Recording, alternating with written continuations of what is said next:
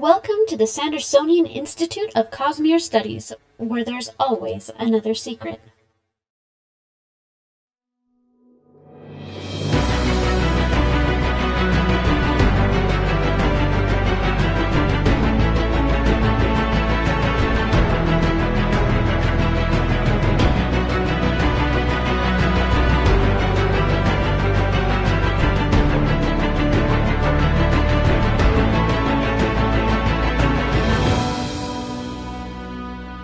Welcome back, Sixers, to another episode of the Sandersonian Institute of Cosmere Studies. This is episode 143. Today is August 28th, 2023. I'm Bill, and I'm joined, as always, by my agonizing co-hosts, Amy and Jordan. Welcome. Agonizing? I'm really agonizing. It's the last name. Painful. How are they agonizing? Oh, it's your name. And that was a reference to our special guest that we have tonight, artist extraordinaire, Katie Payne. Welcome, Katie. Thanks so much for joining us. Thank you so much for having me. Thank you. This is awesome. So we'll get into, for our listeners who aren't aware and really should be aware, we'll get into exactly who you are and how you're connected to the Cosmere in just a second. But for those of our listeners who listen to the podcast recordings after the fact or watch the videos on YouTube, we do want to remind you it's possible for our listeners to interact with us live via chat as we record each episode at www.youtube.com/Cosmere Studies. We record episodes of the Sandersonian Institute of Cosmere Studies every other Monday night, starting at 7:30 p.m. Pacific Time, 10:30 p.m. Eastern, so please join us and take an active part in the discussion. The show is made possible by the support of our listeners and patrons. The show, of course, will continue to be free, but if you want to help us out, head over to patreon.com/Cosmere Studies. Even pledging $1 or $2 per episode really helps us out as we work to continue improving the show. Patrons get immediate access to our Discord channel where you can talk about the show and the Cosmere with other listeners. We've got a great community over there. We've got some really fun discussions, and you'll also get early access to bonus episodes, exclusive access to other bonus content, and other good stuff. This week, we want to specifically thank our newest patron, Jill S. Thank you so much. You're amazing. Thank you. All right. So, Katie, can you give us a brief introduction to who you are and what you do regarding the Cosmere, the elevator pitch, as it were? Okay. I'm just a great big fan who wouldn't stop making Cosmere art. And as I'm doing that, I'm getting sucked more and more into everything. Just doing a great job. People seeing it, recognizing it, and saying, "Hey, do it with us." I guess. I don't know. I am a self-proclaimed Lightweaver. Okay. Yeah. So Amy and I are both edge dancers, and Jordan is an else caller. Is that right? Yeah, I'm the soulless. So I actually don't know many Lightweavers. So that's really cool. I love that. I mean, it just resonates with me. Though after I read Yumi, I thought maybe I should switch to stacking rock. Yeah. I thought about it. Forget the Lightweaver. That's awesome. A little harder to spread that on social media, though. Yeah. Just take great pictures of your rocks. There you go. Just look at my rocks. Look how pretty they're stacked. What if you also don't have 20,000 years or whatever to practice? Yeah. Hey, if I had that, you got to take a first step sometimes. So. All right. Well, we'll come back to our interview with Katie, which we're all very, very much looking forward to. First, let's talk about some announcements. Jordan, do you have any updates on our push to 3,000 hours? I did, but I'm now realizing when I was setting everything up, I accidentally closed the window where I had that information. We're professionals, we swear. Pay no attention to the man this behind is the good. Yes. Come on, go somewhere else. Go, vamp. Look, hide a distraction, my shame, please. Oh, jeez. Where was that? You're doing great. I know. We're doing so great. All right. So we are at 2,070 hours out of the 3,000. Okay. So that puts us at, totally not just pulling it up on the calculator right now. Wow. Okay. a very nice 69% on the dot. Okay. And yeah.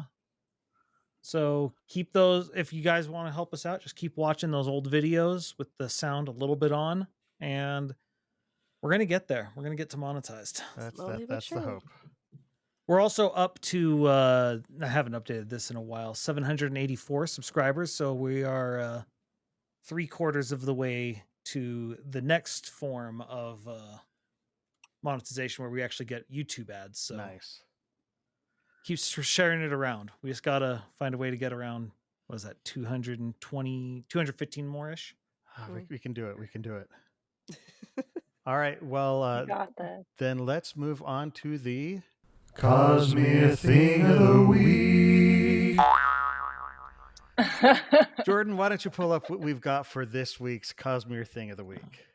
All right. Well, we found this indie artist, goes by the name of Art of Katie Payne, over on Instagram.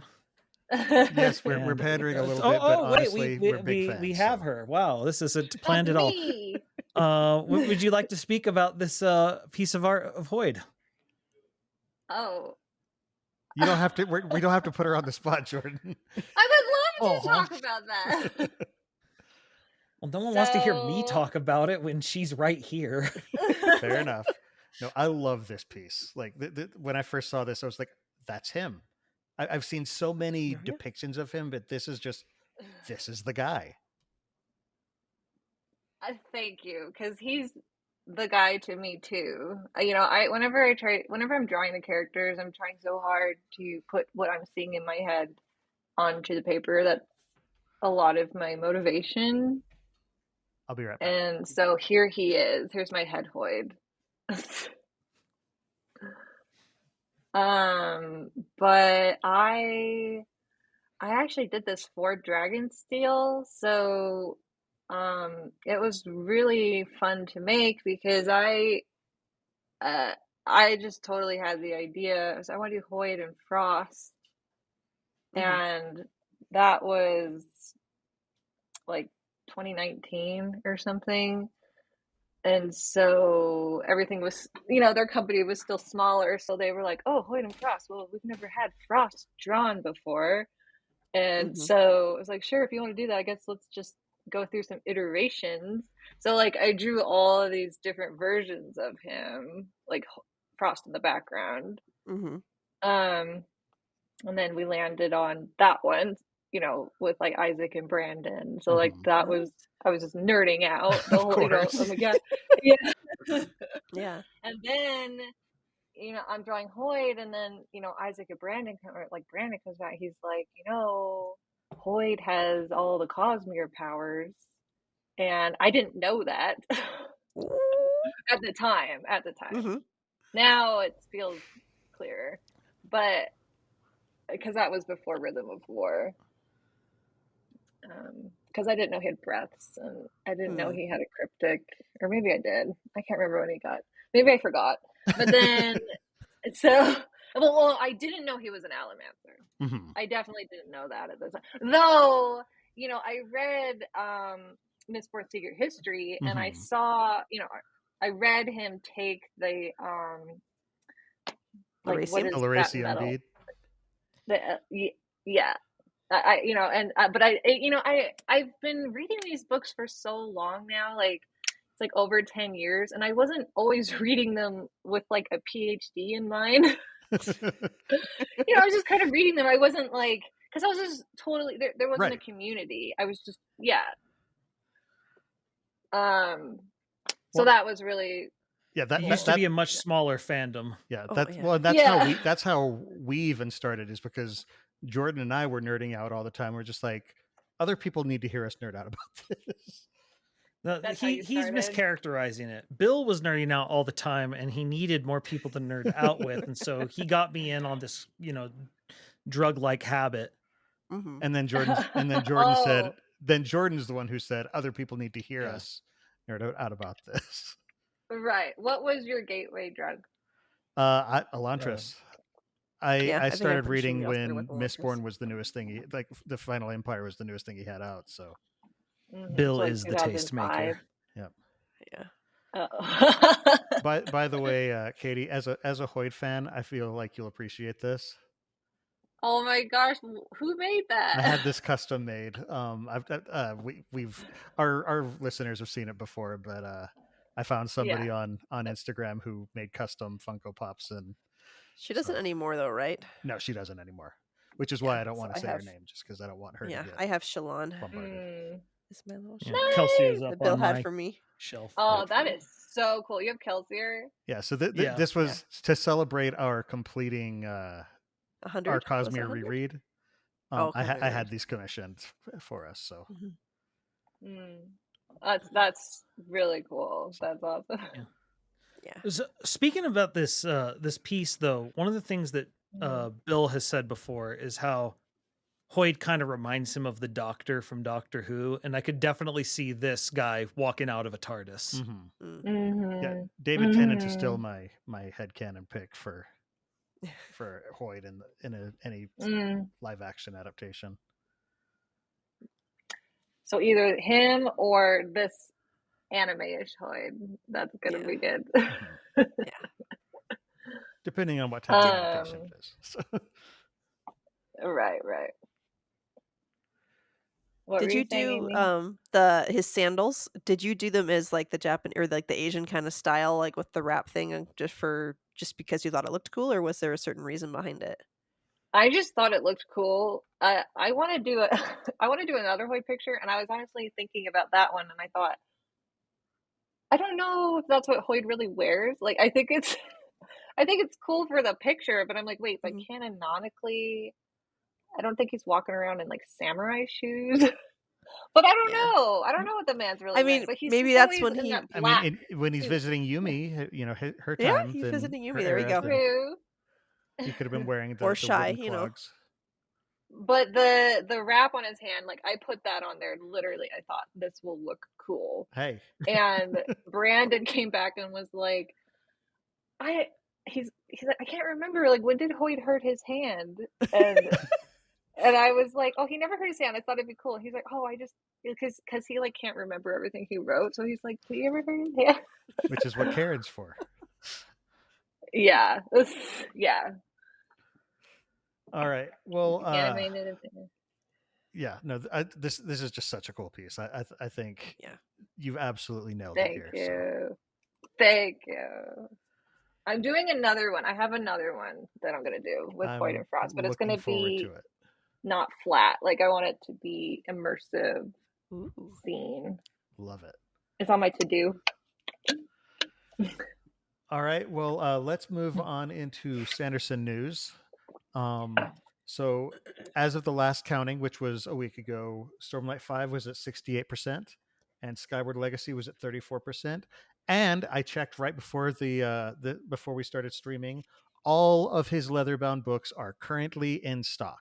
None of them are signed, but they're all in stock. And they even have a bundle for $850 for all of the leather-bounds. Oh, they have a bundle for all of them? Yes, they do. He said he's going to work on getting some signed and up on the store eventually, but right now none of them are signed, but all of them are available. So cool. He's also got some pins, which he has one that says I love hemalurgy, which I find amusing because it's a pin. So if you accidentally stick yourself, who knows what's going to happen. There's one that says keep calm and burn brass. Sandersonian Institute Cosmere Studies does not endorse you sticking yourself with pins to see if you can get hemalurgic powers. Can't recommend that. So there's one that says keep calm and burn brass, and then another one that says there's always another secret, which I think we each need to get one of that just for obvious reasons. The Warbreaker box is coming along and is going to be ready to send out on time, which will start this week. So keep an eye out for that. Remember, there is one thing specifically that he has announced. If you don't want to hear a spoiler, put your hands over your ears and go la la la la la for about 5 seconds. I'm talking about the Nightblood letter opener. So that's fun. Oh, that's sick. Man. Who's going to use it to open letters? No, it's going to be my little miniature sword. Are you kidding? I'm going to use it to open any bill that comes in because I'm going to destroy evil. Okay. The Secret Project trucks number 3 or number 4 are rolling in consistently, and those should be ready to ship out once the time comes along. And Dragonsteel 2023 is happening on November 20th through 21st. We are going to be there in our booth. Katie, I assume you're going to be there again in your booth? I will be there. Yes. Awesome. Y'all should definitely check that out if you're in town. There's apparently going to be nearly twice as much space this year as there was last year, and there was a lot of space last year, so There's a lot more. it's getting spacious, huge. This is getting so big. Yeah. How on earth did they do it? Chat wants to know what your cat's name is, Katie. Her name is Nezumi, and it Nezumi. means rat in Japanese. Okay. Mhm. I kind of love that. Cat and rat. The other fun thing is the Final Empire has sold 2 million copies in all formats in the US and Canada. Apparently, worldwide, all of his books together have sold Crazy. 10 million copies. So that's kind of a lot for it to be just the first book in just the US. But it is kind of the book that everyone's like, this is where you start. So. Yeah.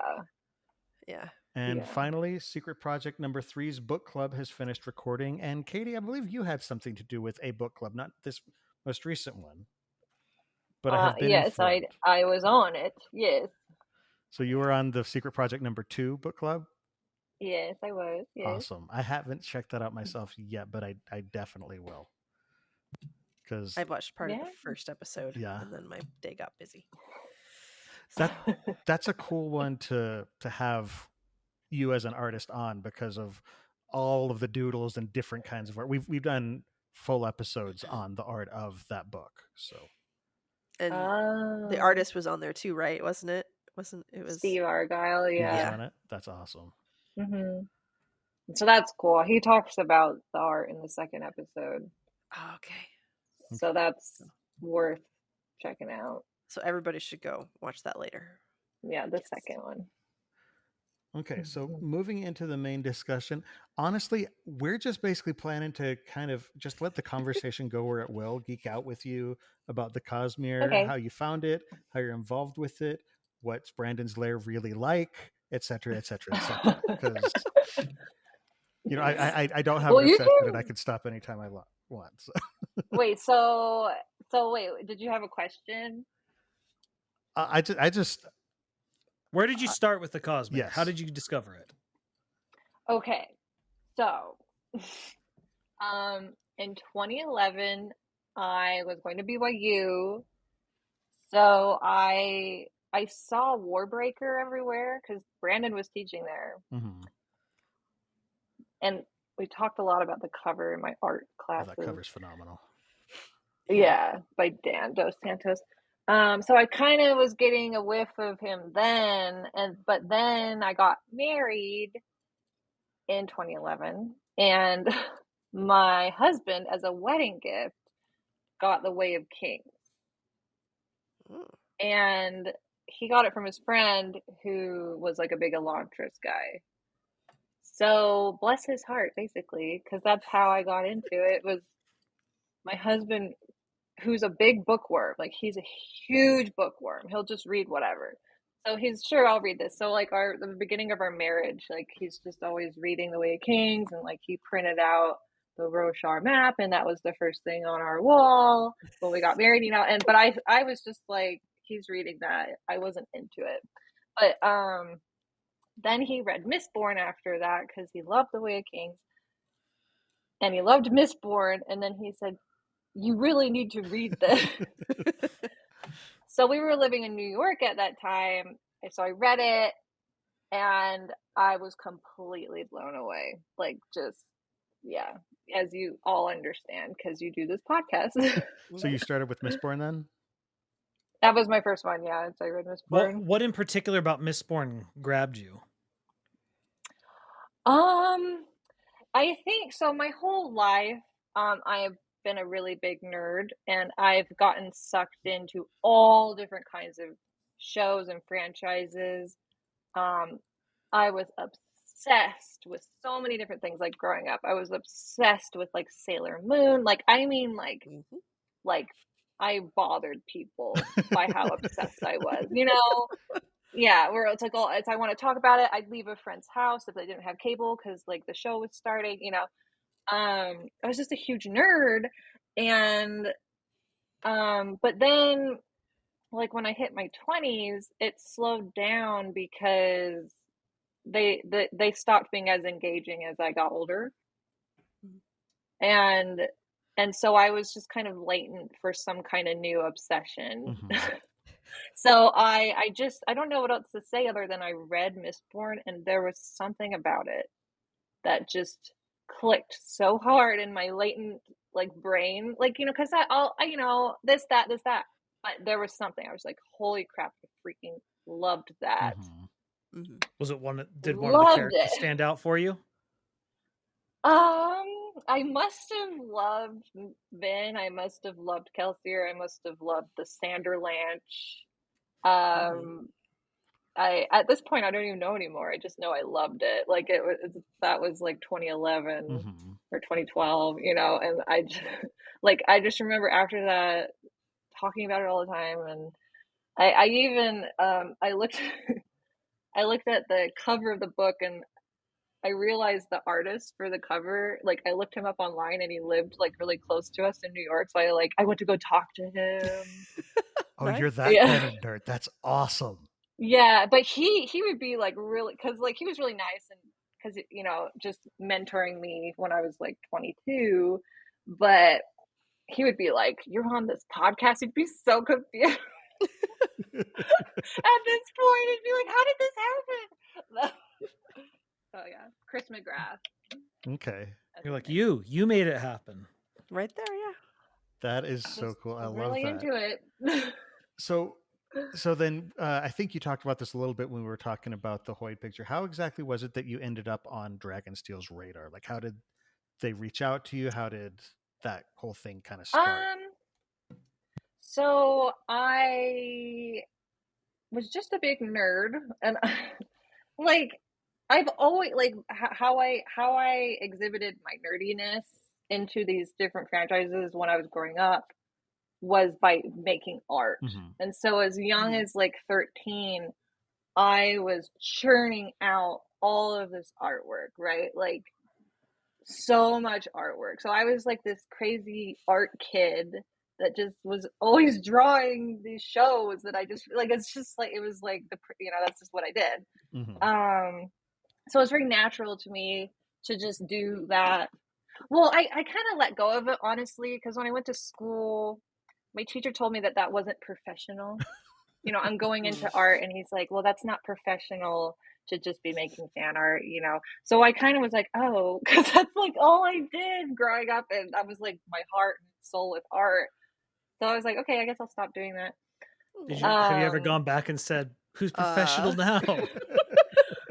I've talked to the guy a few times, and I think he's a little like confused about what's happened too, but like he's just like, okay, you did a thing with that, I guess, but good job. So basically what I'm trying to say is as I got older, I kind of toyed with fan art again sometimes, and I did this one of Kaladin in 2016 or 17, and I showed it to Brandon at this event that he was at that time. Okay, was it like FanX, or was it just a regular signing, or? It was actually really random. I wasn't planning to see him at this thing. I just was there for another reason, and I'm like, oh my gosh, I freaking love this author, and he's at this thing, and I have an art on my iPad. It was just like perfect coincidence, kind of, because it's called the LDSPMA. Okay. It's like Latter-day Saints in Publishing and Media, like the conference. Is that like the Story Makers, or is that a different? This one, I don't know, but it's specifically in like Salt Lake. It was in Salt Lake City. I don't know. Okay. But anyway, so he was there, and I was there, and so that's how you know, and so I was like, hey, look at my fan art. He's like, oh, cool, you should talk to Isaac. And So I did, and then, but like, yeah. So that's how I like got on their radar. That's awesome. Yeah. So I have to ask. Amy talks about how she has her stash of her cringe fanfics that she used to write when she was younger. Do you have a stash of cringe artwork that Your will never secret see the light of stash? day? I actually, okay, that's so cool that you have cringe fanfic. Oh, I do. I actually She's look sworn at to my us. fan We art. will never find it. I want to hear lost more about mine. that. It's so bad. Yeah, I did my own. actually, So I have this on my iPad. Like, I feel like the stuff I was making when I was a kid, sometimes I'm like, I think it's better than what I was doing now. Like, it sometimes, so I kind of, so like, this is like, I have it on my iPad. This is all stuff I made when I was like 13. Oh man. oh, that's awesome. You do that That's at pretty. 13? Jeez Louise. My gosh. Yeah. So this is just a small sample because I was doing like Mhm. Ooh, I see Kenshin hundreds in of there. Good these. taste. It's Kenshin. I loved I And freaking love Link, Kenshin. yeah, and Is that Yugi? Yu-Gi-Oh. Yep. Yu-Gi-Oh, Yeah. right? Yep. Yeah. Oh, that's Freaking great. loved Yu-Gi-Oh. That's great. Thank you. Even there's like a Matrix thing I did. Oh, So did you have like were your books wrapped in paper that was doodled all over the place, or Yes, like getting in trouble in school. Yes. awesome? Yeah, drawn You on my rebel, you. arms. I had a pair of pants that like I drew all over, which just really didn't help with the whole like Katie's just like the crazy weird art kid reputation I had.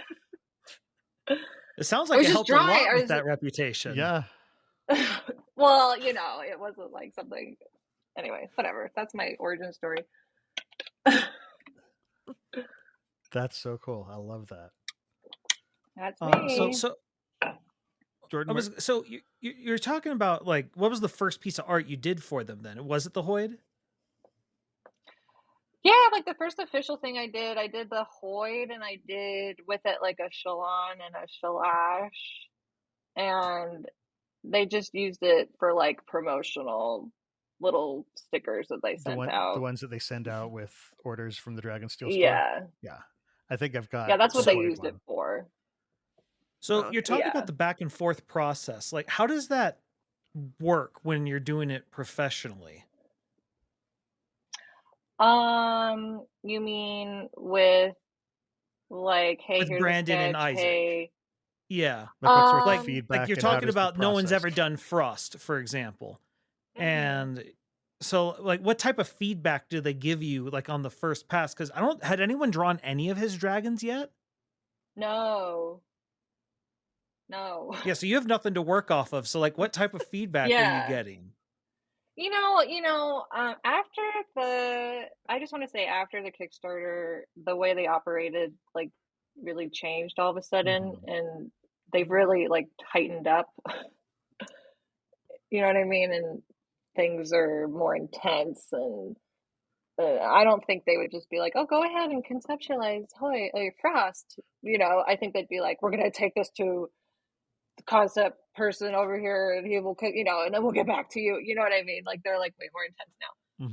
So, but back then but it's still like that in general. It's still going to happen the same way, even that being said. But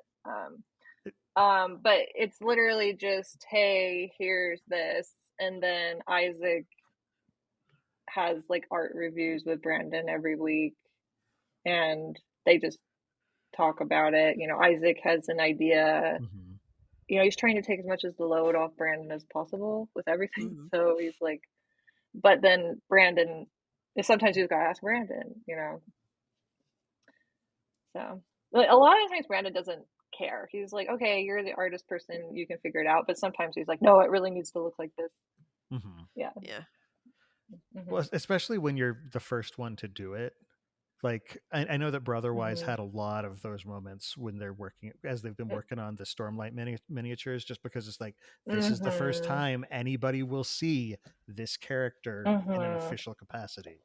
And it'll be very I mean, canon, yeah. those are a different tier, because that's when they said, okay, we're taking this even more seriously than we ever Mhm. have before. Like, we want this to be like this, you know, Hoid. Mhm. Like, this is the canonical look for Hoid's like Right. suit. Like, Mhm. that's very serious stuff. Like, this is the Bridge 4, you know. Mhm. Yeah.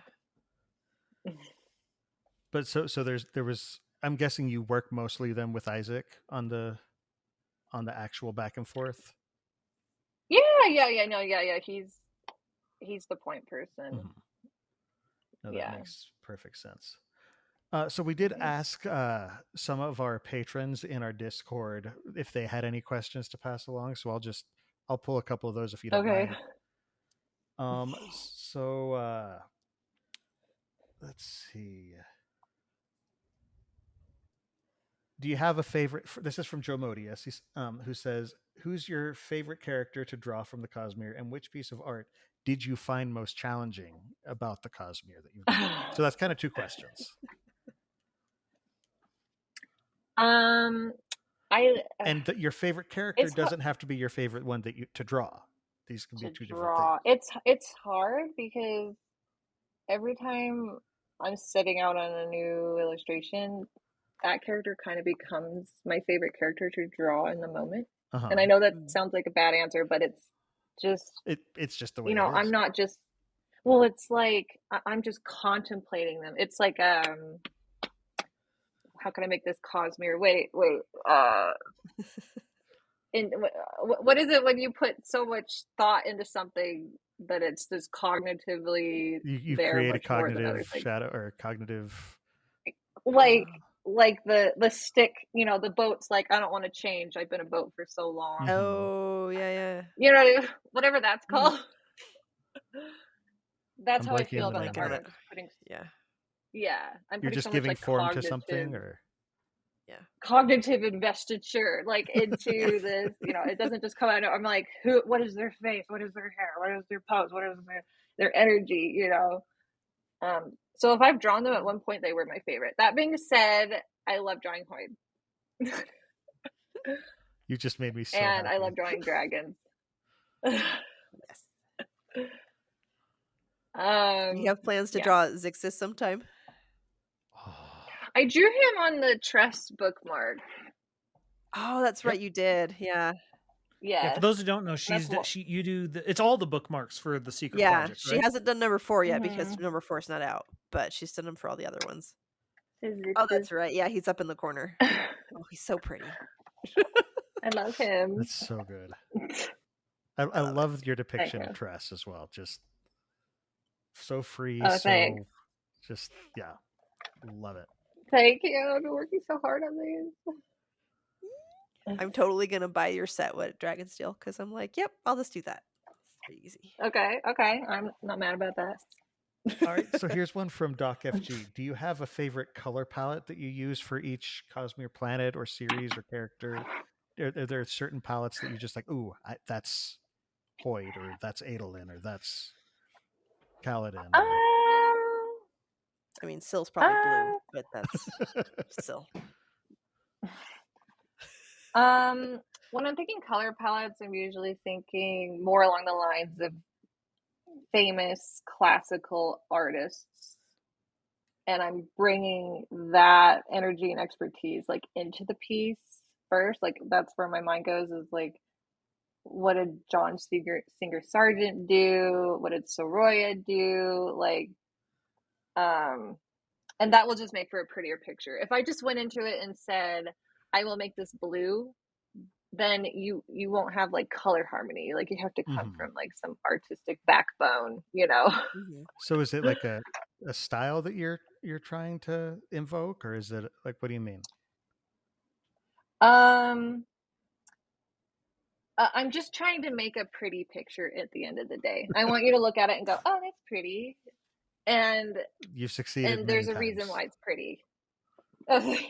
Like with this one, like this Christmas card thing I did for Dragonsteel. Oh yeah. There's a really there's a color harmony. Like there's gold, and then like I used the same red here, and like I kept everything bluish, but then I made him gold so he'd pop out. Yeah, that's cool.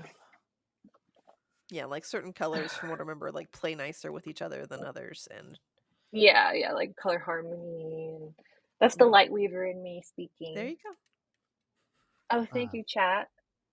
go. I Mission love that. successful. Yes. But I will say, when I did this one of Vin, I was like, okay, this one has to be really desaturated. We have Because had it's Mistborn. conversations about that piece. Oh my goodness, yes. About Like, this I was- one? Hmm. Yes. That was the one that made me realize that I was picturing Tensoon wrong the entire time. And that's, to be fair, Oh, that is really? Brandon's fault. Yeah, because he I used the word like wolfhound, and that wolfhound, brings a and specific I'm breed an to mind. I'm an Yeah. animal geek. Like I used to be huge animal geek as well as anime geek and everything else random geek. But like I knew my dog breeds, and so I saw wolfhound and went, okay, I know exactly what wolfhound. that is. And then I saw your art and went, she got it wrong. How'd she get it wrong? That seems really weird. And then someone pointed it out, a different thing, and I was like, I got it wrong. Look, again, to be fair, Brandon used the word wolfhound, but I think Wolfhound. the funny thing is I got it wrong in the right way, because I got it wrong the same way that Brandon got it wrong, and so I was always picturing a wolf dog, like a half wolf, half dog, or Yeah, something like like the that. dog. Yeah, Right, I didn't know what a right. Prick ears and wolfhound everything. was, so Yeah, whereas I'm like wolfhound, Irish Mm. wolfhound, like shaggy kind of gray fur, floppy ears, the whole really tall, lanky. Mhm. I was like, okay, I could see that, and then nope. Right. And then it doesn't help that the Sunni pup stuffed animals Mhm. look far more like an Irish wolfhound than they do the kind that he's wolf dog. meaning. So that threw me off Like a even wolf more. dog. But Yeah. that's Yeah. I'm still convinced the one editorial that's complaining about that in Lost Metal. The Lost Metal. I'm convinced it's Tensoon who's writing that saying they did it editorial. wrong. They are Oh, No, that was funny because that I image. know though, Isaac had really strong feelings about that. Oh, what? I was just saying that image is probably my favorite depiction of Vin. It's Oh, Period. thank you. Like, and there, I've seen That's cool. tons of them, but I think that's my absolute favorite. That one of her Thank and you. Tensoon. Thank you. So. What were you saying about Isaac? Well, I know that like Dragonsteel had a lot of feelings about like accidentally calling it a dog breed and confusing everybody, because when I was doing this, Isaac was like, just by the way, like make sure that it looks like a wolf, because we never met the breed. And I I was feel like, yeah, that's what I was gonna vindicated. do. No, yeah, and then I think based off that energy is why, like, because like Isaac wrote those inserts. I think Mhm. that's like what that energy was As Tensoon. in the Lost Metal. Oh, nice. Well, Yeah. but to be fair, it's not like they helped things at all in the Stormlight Archive with everything being a chicken and axe hounds. Yeah. So Yeah. I think at best we can say they did not learn their lesson, or at the very minimum, Yeah. Brandon learned a different lesson, and he They likes leaned trolling into people. it. Yeah. Yeah. Like, well, we're just gonna Yeah. make everything a chicken. A It's wolf fine. hand. Yeah. I think in a words of Brandon, someone was like, "Did you mean wolfhound or something?" And then he literally just said, "I didn't know there was such a breed as a wolfhound when I wrote that." Yeah, that was the quote that made me sit there and go, "Dang it, I was wrong. I still feel like I was right, but I was wrong." Yeah. You were technically right. It's just Yeah. that I was Brandon coming was from wrong. the Earth standpoint compared to There's a very lot of descriptive fan art. There's a lot of fan art of him as a breed. Irish wolfhound. Yeah. wolfhound. There's a lot, and that's confusing too. Yep. Yeah. Well, Everybody, Amy I think. made her own Sunni cub, Yeah. and it's got You some. did? Mhm, You want me to go like, grab him? She I'll go made a grab little him. plushie. But yeah, He's so fluffy. he's absolutely fluffy, and he was one of the most popular things when people came by our booth at Dragonsteel last year. Oh my gosh, I want to see. Yeah, so The dog that's actually moving behind her chair right now isn't what we're talking no, about. that's Rosie, the Cosmere puppy. She's our mascot, and she's adorable, and we love her. Rosie. Mhm. You can see Rosie back there. Yep. Yeah. Yeah. She her head. She's a dog of furry feet. So that's why. But this is my Sunni pup. He's got floppy Oh my ears. Oh my Hello, gosh, I Rose. love Little tail. Where did you So get he's- that? She made I him. made him. You made that? And I will not make one again until it's a lot of money because, oh my goodness, I hated working with the fur. Because to get it to lay right, you have to lay the pattern piece just this way, and you have to cut it like backwards Yeah. because you don't want to cut on the furry side, you want to cut it on the other side.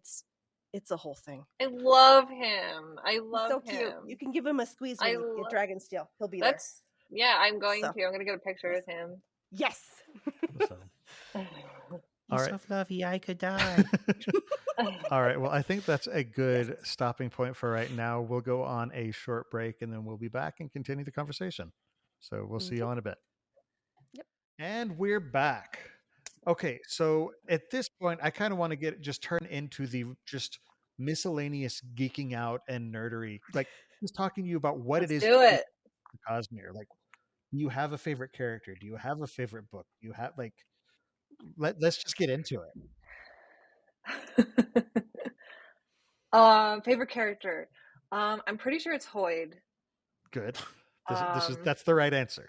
So It wasn't I love exactly an him. emphatic answer. She gave us a pretty Well, sure.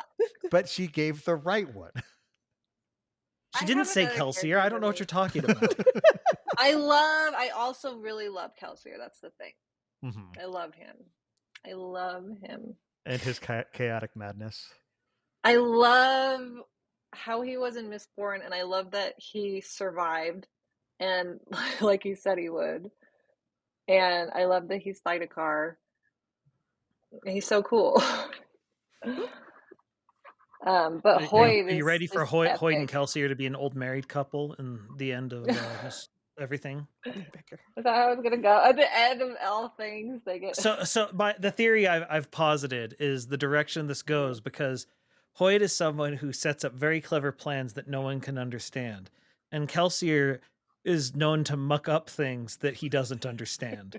And what's going to happen is these two are going to they're going to circle each other, and they're going to eventually cause each other problems in such a way that Kelsier can't get what he wants unless Hoyt gets what he wants, and vice versa. And they're going to be stuck working together, and they're going to be like an old married couple. That's my theory. Okay. Oh, I would they love that. They deserve each other. Yes. Yes, the dichotomy. Because so I always say in a weird way, my favorite book is Mistborn's Secret History, and that's just to say that I love all of the books so much that the fan service really hit me hard when I read that in like 2016. Mhm. Secret History is my favorite. Is it? Yeah. I'm a Kelsier fanboy. Like I'm going to be the one, even no matter what Kelsier does, holding a sign up at Dragonsteel saying Kelsier did nothing wrong. So That's right. So you get Jordan, it. Jordan, you want Hoyt and Kelsier to have a Yumi and Painter connection where they're just stuck together all the time, no matter what, can't get away. yeah, not sharing a body because that's weird. Okay, fair. But yeah, just sort of stuck, just like, mutually assured destruction. And then I was like, fine, I'll work with him. Don't like it though. I would love that because in Secret History when Kelsey, wait, what actually happens now? Kelsier punches. It's my favorite book. I don't know what happens in it, but it's so good. Or Wait, Hoyt it's always punches my favorite, Kelsier. but When They punch Kelsier, each other. him. Kelsier punches him, and then Is Hoyt it a lets mutual loose and punch? takes. So Kelsier punches Hoyt, and then Hoyt is just like, all right. And it's sort of you're giving me an opportunity to do something that I haven't had in a long time. I can do it. He just beats the snot out of him. Yeah. Okay, but because hold on. Oh, sorry, go ahead.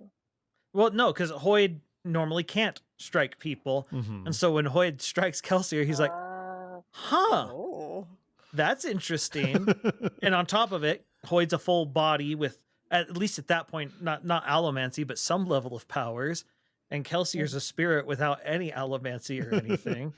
And Hoyt has some aggression he needs to take out. You've given me an opportunity to really cut loose. Some catharsis. It's great. I was gonna say though, like, because I read that years ago, and I still don't know why Hoid was like writing on a corpse. Yes.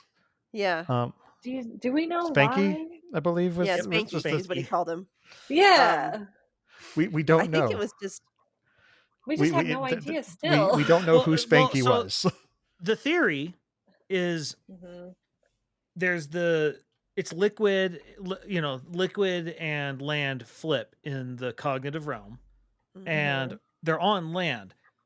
Hoid, as a physical body, can't get around anywhere in the spiritual realm without some vessel carrying him. And something about Spanky's nature as a sort of entity let him be ridden as a boat. Because we also see Hoid rubbing some silver stuff on his oar that lets him actually push through whatever the sea of thoughts is. Yeah. I wonder if it's now the exact liquid. mechanics, who knows? But I think the implication is he would sink without Spanky. Right. Okay, that makes sense. It actually makes sense. Sort of like how when Shallan is in the cognitive realm, she has to create planks for them to stand on so they don't sink into the sea of beads. Right. Okay. Into the ball pit from hell.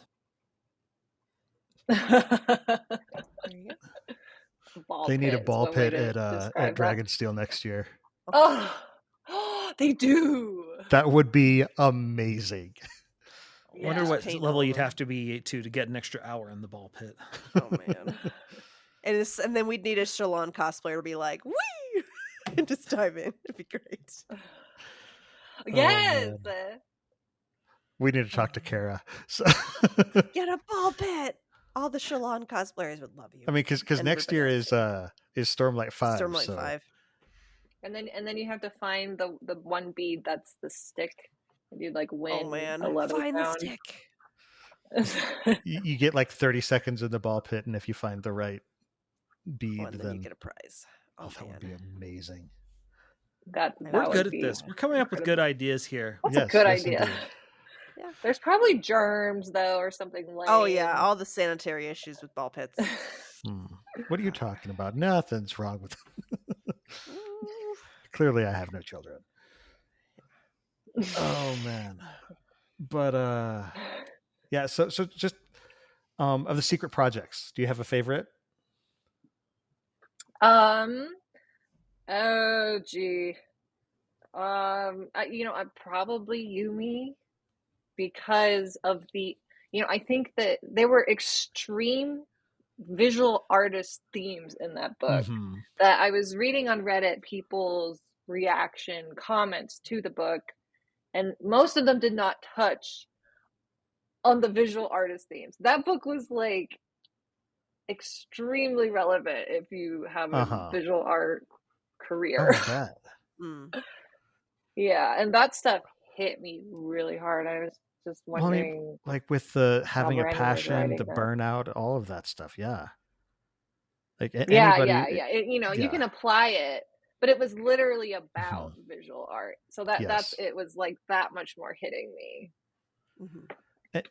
With his angst about career and being good, but then it doesn't matter because it's nepotism. It's like like all that stuff was hitting me. And Brandon, he interviews people in the fields that he's working with because he wants to kind of get inside the head and be accurate to that. And so I can just only imagine that the conversations. Yeah. I wonder that about every book he writes. I'm like, how is he writing this person's perspective? Like, he hasn't lived that life. And I how do you write a book? Basically, I'm like, how do you do that? It's a magic trick. It just seems like it would be impossible to write any perspective that's not just your own and have it be like something readable that flows. I don't know how they do it.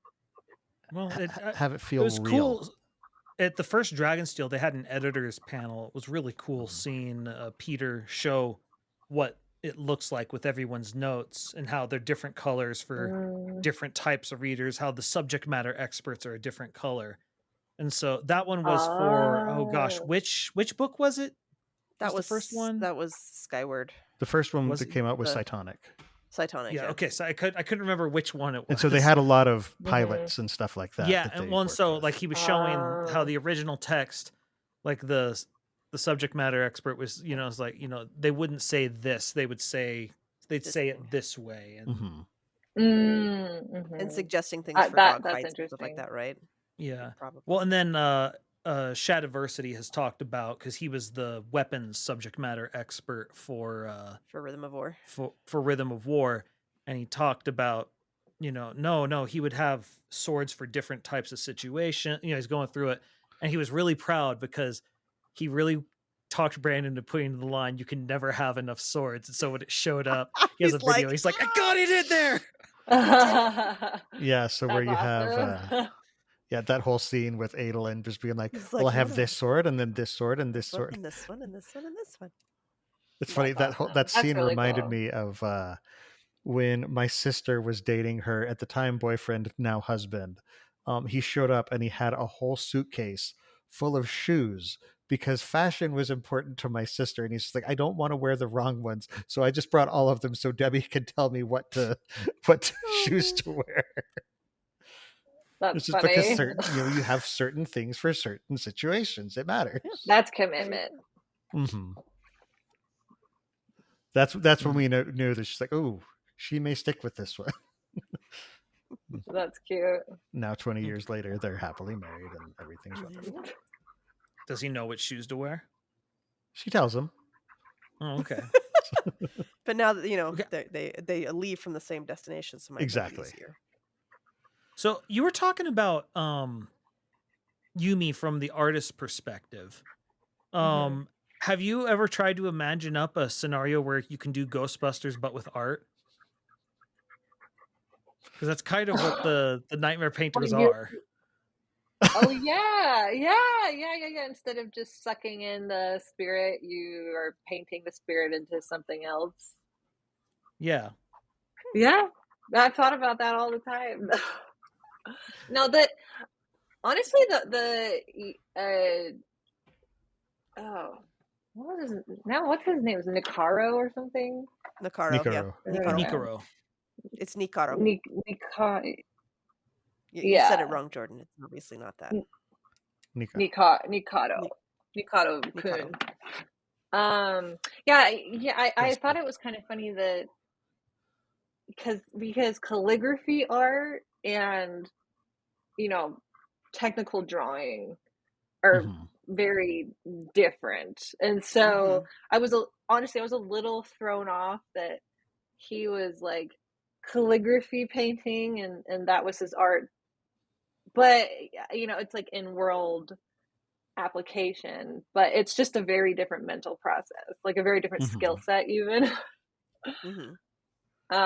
Because she finds in his portfolio like highly technical pencil drawings, but like but that's also the aesthetic of the book. I took it, well, that's the aesthetic. It's like Asian calligraphy, Got to get that Asian infusion. But for me, I'd have to be like, hold there, spirit, and I'd be like, and then like 2 weeks later, I'd be like, okay, this is what you are now, as it's already left or whatever else. Yeah. Well, and it's interesting. That kind of plays along with the theme in. It's one of the interludes of the Stormlight Archive where you have the scientists who are studying the Spren, and as soon as they record something about the Spren, it locks into that. And that's sort of what they're doing with the painting is as soon as you establish or record what they are drawn to it. Well, it's the cognitive thing again that I was joking about. Yeah. It's the mental energy. It's right there. There is something to it. I don't know where that stuff comes from, but it comes somewhere. Yeah. But yeah, so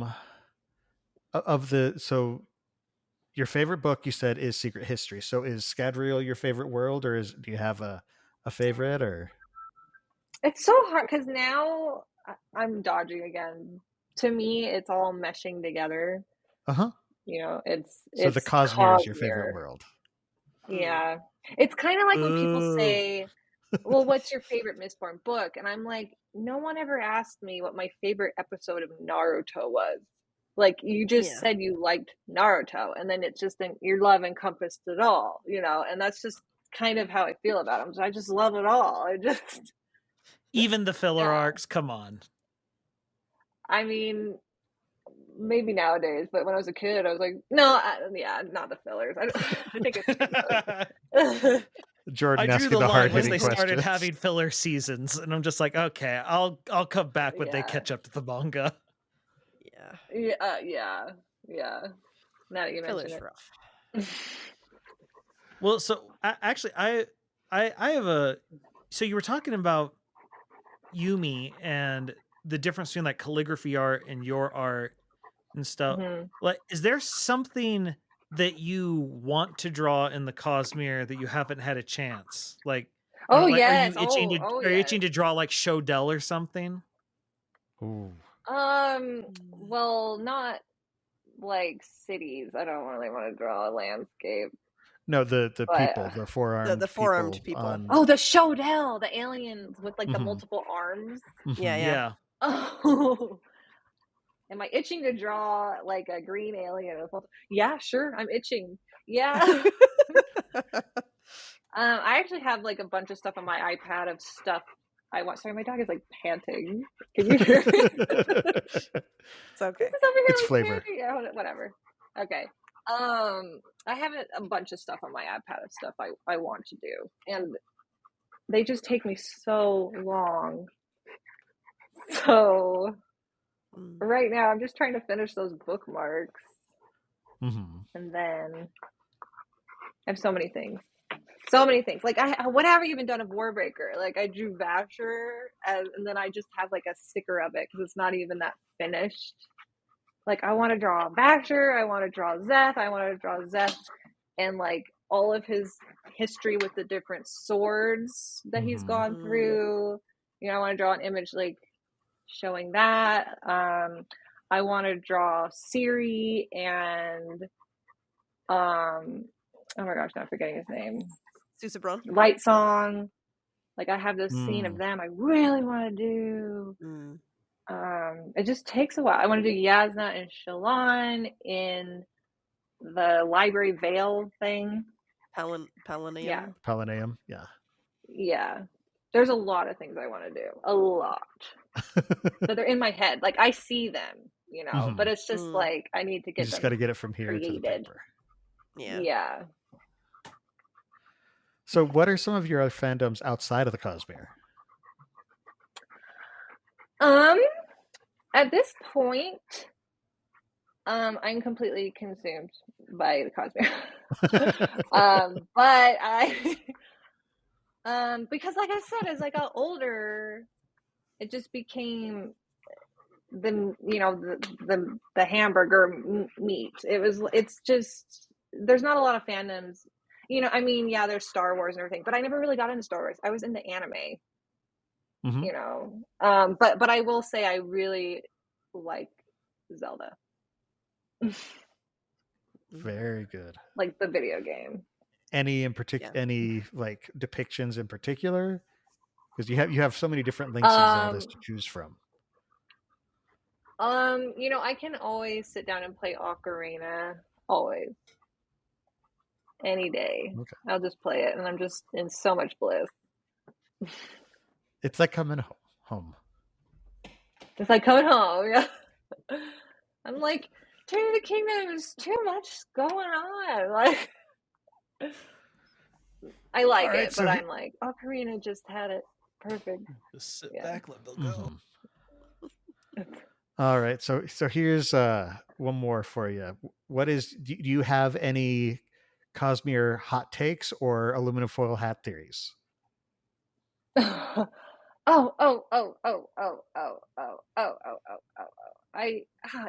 do, but I don't know if I have them on the tip of my tongue. Okay. Okay. How about that Shanarak is Shallan's mom? I'm 100% on board. Yeah, Bill has Are you? really been pushing for that one. I am so. huge on board with that theory. That because you did the artwork for the ending of the Oath Pact. That was that. Like, what's that like? Because that probably had to be pretty exact with all the heralds. Yeah. Yeah, that was another one where I was like working on that, and Isaac, because I'm just doing fan art, you know. I'm over here just doing it, like nothing's gonna stop me. This is just what I do. This is who I am, you know. And then he's like, "Hey, I see you're doing that. Like, by the way, this is what like Palia and the other one look like Palia and Batar, because so that's how that image. So there was an image of Chanarach at that point. I think that there was, and then it was later released. I don't remember. I think there was a little bit of like, here you go, here's a sneak peek. I think I don't remember now. That was. Is that where you started getting suspicious, though? I got suspicious when I read the preface that they released for Stormlight 5. And I know some people like had that figured out before then, at least there was a theory, but then after after that it was like, okay, this is her mom, right? It's like it's clearly this, right? Because the timing. They line up. Right? Yeah. Just makes so much sense. Oh, and like how Shallan, I used to be really fresh on this theory that she said at one point, or is it a theory that her last secret is going to be that she's like responsible for the end of the world or something? I've heard that. Is that a theory? A theory? Okay. Desolation. Yeah, that's that she started the desolation. Once you start getting into the subreddit, it gets into a blur of what is and is not. Oh, the weeds are so deep. But there is something she said at one point that alluded heavily to that. I think it was like just like a little clue. She said it somewhere. It just makes so much sense. Like, why was her family in with the Skybreakers? It doesn't make any sense otherwise. And you're just like, ugh. Why did she have a friend first when she was like a little kid? Because she's had 2 spren. Yep. So it's like, what were her early truths? Yeah. And I used to be really fresh on this. I gotta get fresh on it again. You know, Stormlight 5 is basically coming out tomorrow. I'm not ready. I wish it was basically tomorrow. We got a little over a year. It's almost time. That's really close. Brandon really churns them out, doesn't he? He just writes them. Yeah. Well, and it's funny because I remember early in his career when he was coming out with like 2-3 books a year at one point. And then he got to the point where he's like, okay, I've kind of hit the end of what I've had there. It's like, okay, it's going to slow down drastically. I wrote 5 books in secret. Guess what? 120 secret novels. Honestly, that's part of my interest in this fandom. I realized the other day, because as someone that creates myself and as I'm totally self-driven most of the time, you know, I'm just waking up and creating because I had an idea and I want it to exist really bad. And then when I'm done, I put it online and then I can just stop thinking about it. And then if people are still looking at it, that's great. But that's like not why I made it. And I that's my creative brain, energy, everything. And so then I look at Brandon and he basically has always said that's what he's doing too. Like back when he wasn't published, he wrote like 12 books and they weren't published. And he decided, even if these never get picked up, I'm just going to keep doing it because that's who I am creatively, and it would make the world a better place. And so like he just does, and I'm like, I just relate with that. Yeah, Brandon he's written about 4 or 5 different times where you have an artist of some sort who goes into this feverish frenzy of creation. The one that always stands out most to me is in The Emperor's Soul with Shai where she's getting towards the end of it. But you see it with Navani, you see it with Painter, you see it, just all over the place. You see it with Yumi when she's stacking. It keeps showing up where it's this person gets into that zone and is just feverishly creating, and they're almost overtaken with this creative energy. So you see it in Arithmetus too, during like one of the big battles things. Yeah, I never noticed that. That's really interesting. Just occurred to me. It was like I didn't click there. But just as an artist, I'm guessing that's a familiar scene. Yeah. Like when I get really into it, I like forget to eat, because it's like a burden. It's like I just really, if I just keep going on this, like then it will exist, and like that's just so intoxicating. Well, and there's also my husband gets really mad at me because you can't hold on to that idea like perfectly, and it's almost like, I mean, I don't know, maybe it's not for you. For me, it's like whenever I have that artistic moment, it's like I got to get it out because I'm worried whatever spark is there will leave me, and I'll try and do it, and it's like, no, it's not the way. I can't figure it out. It's like if you're flying in a dream and then suddenly you realize you're in a dream. For some people, they can do the whole lucid dreaming thing and just do whatever they want. With me, as soon as I realize it's a dream, I'm just like, okay, I got to hold on to this. Boom, I wake up. And it's just, and so it's just like, please don't lose this. This is amazing. I don't want it to go away. Yeah. And so, but when that frenzy comes. Well, I used, like, for years after I graduated and my professor told me to stop doing fan art, I felt that all the time. Like, the energy just, I couldn't grab hold, and everything. I just, like, I did some projects I was happy with, but something in me was just, there was no spark. And when I finally said, you know what? I remembered what I did when I was a kid. And I'm like, I'm going to remember that energy, and I'm going to channel that energy back now. And it was because I just love Brandon Sanderson's books. And ever since then, I've had a fire. Like, I haven't had I'm burnt out on this. Like, it's just been a fire.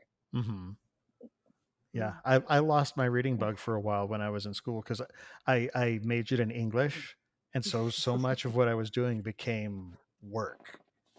And I lost it for a while, but it was actually I think Elantris that brought it back. Yeah, the same. Yeah, I was working. Yeah, it's hard. Working is work. It's hard to take your creative passion and make it work. Yep. Like, because bills are drab.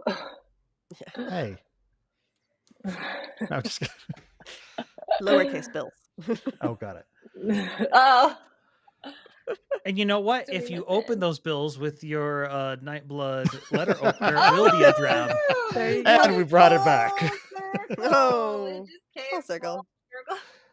Oh man, I think that is a perfect segue to move into another thing. So we have an email to read that, and I think this might be a topic you'll enjoy speculating on with us. So this comes from Pam G.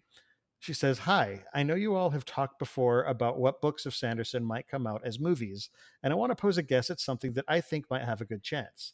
I think that Skyward would make a good shot at an early movie. Please note that I'm just a fan and have no inside knowledge. I'm not saying that the Cosmere isn't awesome and won't make good media properties. I'd love to see a Mistborn show as much as anyone. I'm a little afraid of what a Stormlight property might look like. There's just so much there. But Skyward is full of space battles and aliens, and we already know that Hollywood can do those well. So if someone's going to take a risk on something, I think Skyward would be a safe choice. Also, it's relatively short, and the full series will be finished soon, so there's a bonus to that. Thoughts? Brandon is known for the Cosmere, and so I don't know if it would be strange if something came out first that wasn't Cosmere related. Thanks for the great podcast. I've been listening since either 2018 or 2019 and still look forward to the episodes. Pam." Oh, thanks, Pam. So I completely agree. I think Skyward would be a great first movie. Like, it wouldn't be a first Cosmere movie, but it would be a first Brandon Sanderson movie, and I think it's a safe shot. I Mhm. also don't know that Brandon is like, I think Brandon's reached the point of infamy where I think they would be willing to take a shot on something bigger, but I wouldn't mind them starting small. What do y'all think?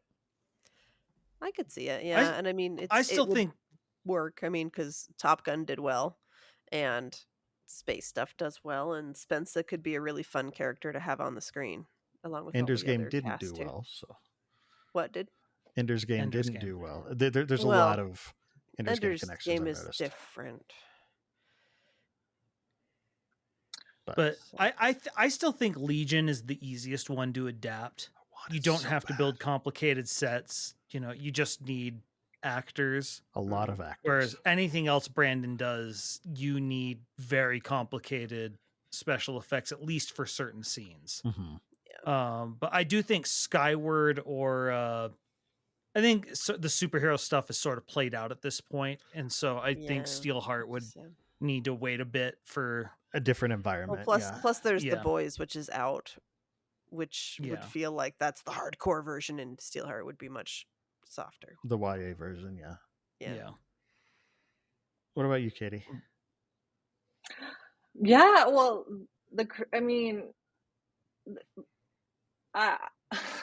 someone tell me, are there other creators like Brandon who are creating all of these different series that are completely different genres, and that the only they other one I all know could is be a Stephen movie? King. Yeah, Stephen King's the only one I could think of. There's also, I don't think they're doing a movie, but Dresden Files. What is his author? Oh, dang it! Now I'm blanking.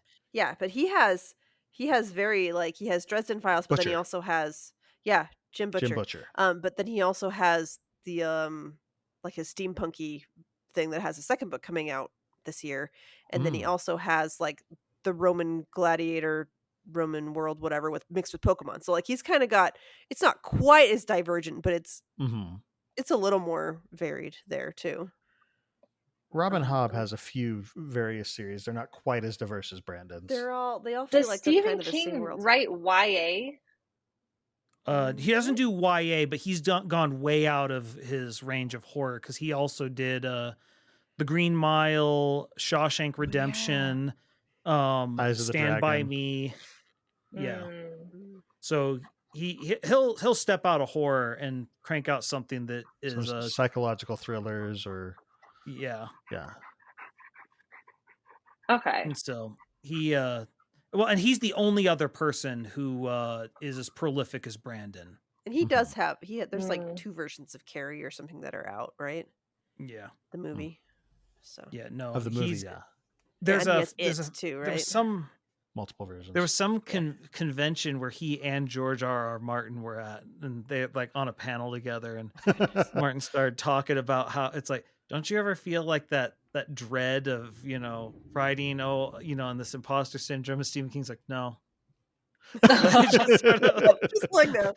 And it's like, well, it's just he's like Brandon, he's putting out a book or 2 every single year, and it's like, clearly not. I'm getting books down. Now, the difference is Stephen King is a pants writer. And so he's making it up as he goes. Mm. And he started wanting to tie some things together. He had some ideas, but for him as a pants writer, it's really hard. And so he wasn't sure. And he realized he had kind of written himself in a corner. And so he ended up like I can't remember which, it was something with this Tower series where someone, like, he had some contradiction. And he's like, oh, crap. I can't fix this. But then he found like some web forum where people were talking about like that exact issue. And someone said, well, actually I kind of read it like this. And so it wouldn't necessarily be a contradiction. And he's like, that's what I'll do. This is my problem. There we go. And so if it weren't for, he's talked about like, if it weren't for the fans chronicling everything he's done, he wouldn't have been able to write these books because he's going on his own wiki, he's looking things up. And I mean, and That's Brandon has said funny. that he goes in to double check. How do I spell that name again? Okay, what color was this thing? Yeah. And he'll check the Coppermind and stuff too. Which is great. Mm-hmm. That's funny. So is there a an adaptation that you would want to see first? Or would you want an adaptation? Or do you just prefer them to stay in book form? Yes. Well, for years, like how many years ago, I remember like the Mistborn rights were bought. Mhm. And then Brandon has said, you know, I've written a screenplay for the Mistborn. So it's just been hovering, you know, that. So that's Mhm. just what's been on my mind. That's as far as I've thought. But thinking about it just now, gosh, I feel like these secret projects, each one could be a movie or You any could kind of do like adaptation. another storyteller type thing, Mm. except Yeah. instead of a storyteller, it's Hoid. Yep. And Hoid Yeah, is, yeah, oh wow, I want this crossover so bad right There now. we go. yeah. I think Brandon could have his own like Disney Plus at the end with all his different.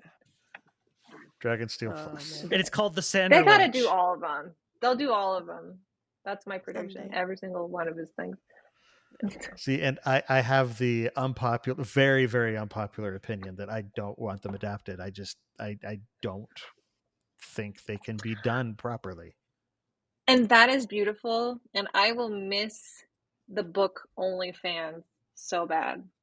Mhm. But I will just, yeah. But Brandon has said many times that, like he said a book is he feels a book is, you know, he said, I'm pretty sure he said a book is an incomplete product. Like he really sees like, here's a book and it will be a template for a movie. Like, I think that's really how he's always seen it. And I get that. I disagree with him, but it's Yeah. he's the one who's writing him. It's his call.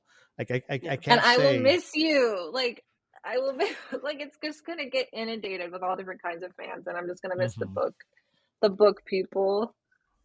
Book people are cool. Then you'll have the thing. Well, but it was this way in the movie, and then well, no, it was this way in the book, and all that. Well, it's like that scene, that Yeah. episode of Avatar: The Last Airbender, where he's like, "Your scar's on the wrong side," and he's actually talking to Zuko. And he's just like, "No, this is the right island side." or the players, the Ember Island players. Yes, and The effects they're were all decent. wearing That's tops going to be funny. upset that she's a dude, and she's like, "No, it's great." But yeah, That's so funny. it's that's hard. such a good episode. It's hard being an early fan of something that gets big and then you end up kind of getting left behind, as it were. Yeah. But, oh well. Well, you know, they're going to keep doing these conventions, and you're in. So yeah. Yep. So there you go. No, like I said though, it's that would be my preference, but it's not my call. So whatever ends up happening, all right.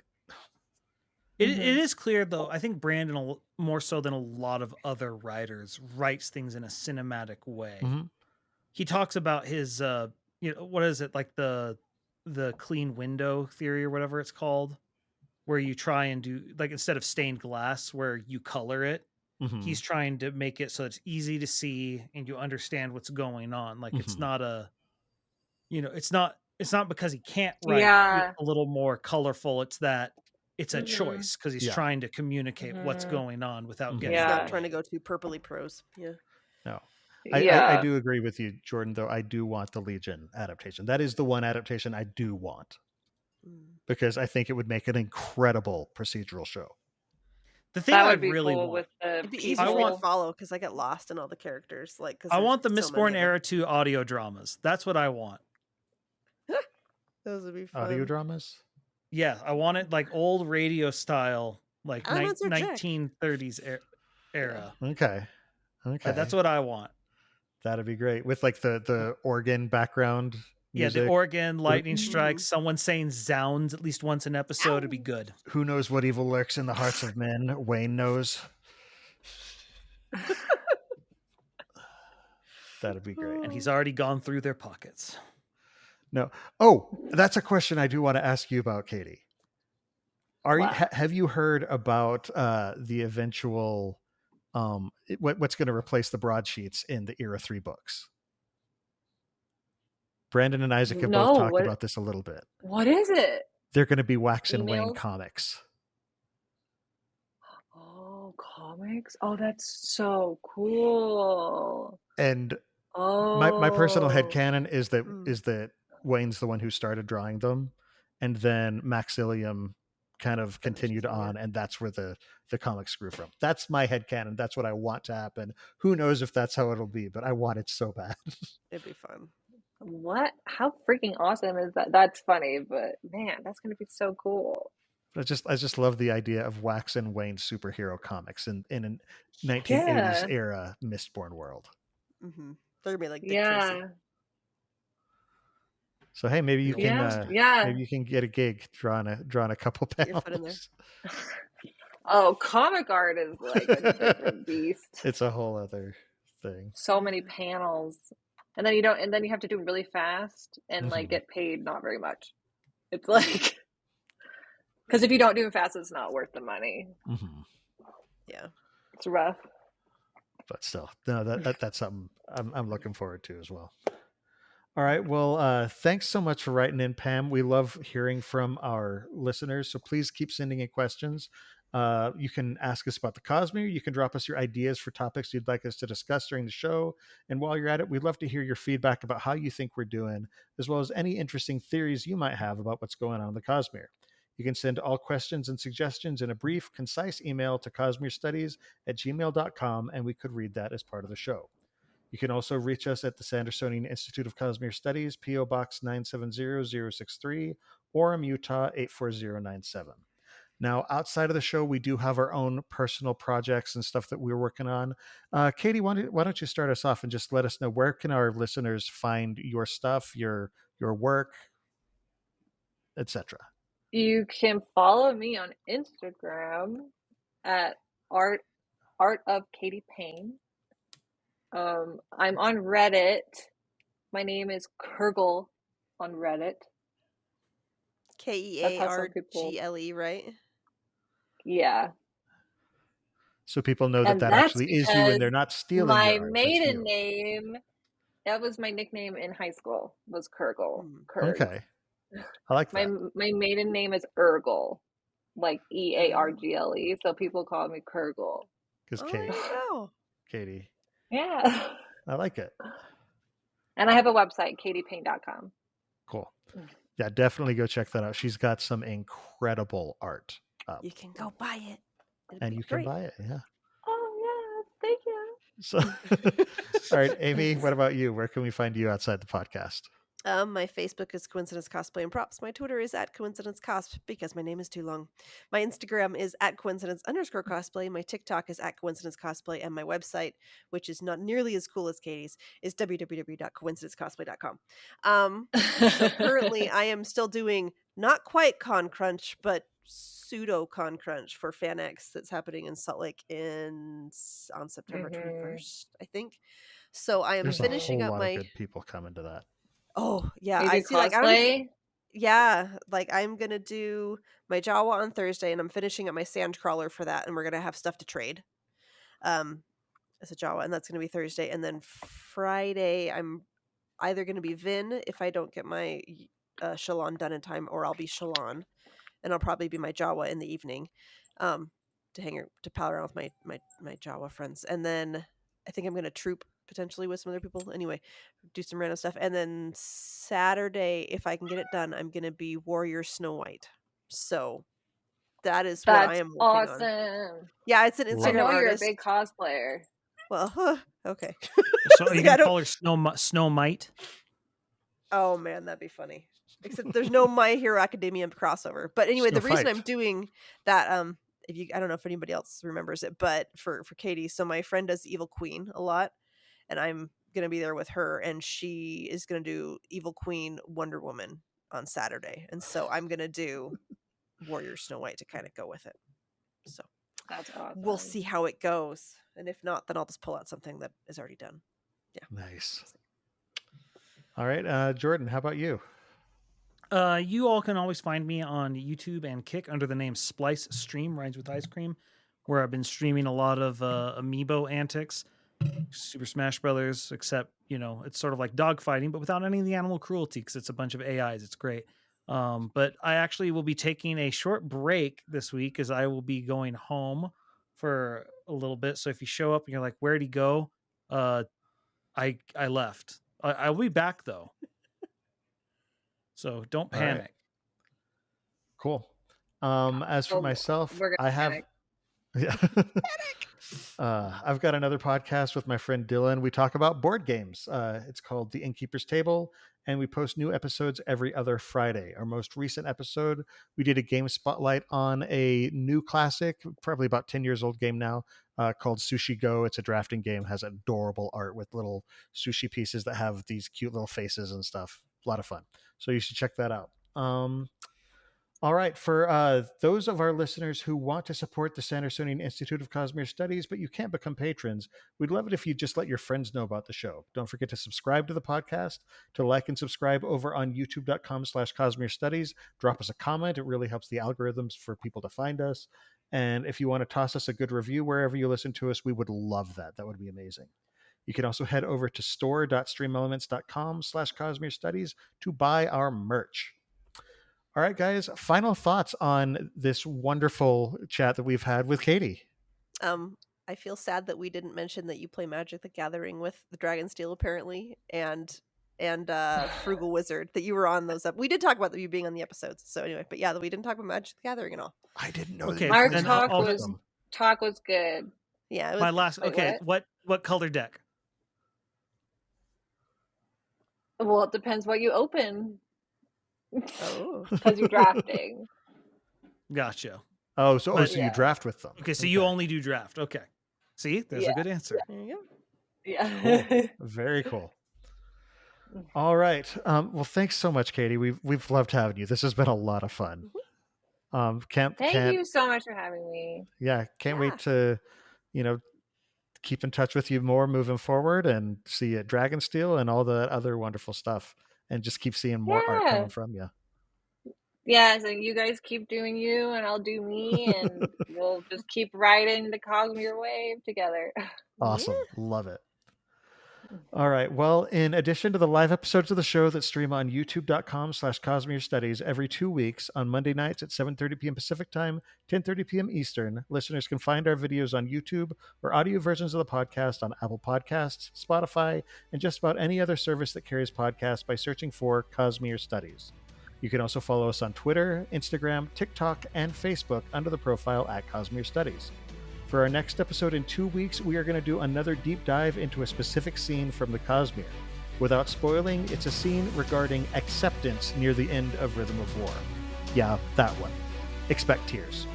So join us for the live discussion in 2 weeks on Monday, September 11th, 2023 at 7:30 p.m. Pacific Time, 10:30 p.m. Eastern at www.youtube.com/Cosmere Studies. Until then, on behalf of Amy, Jordan, Katie, and myself, thanks for listening, and remember, there's always another secret. Another secret. There's always another secret. There we go.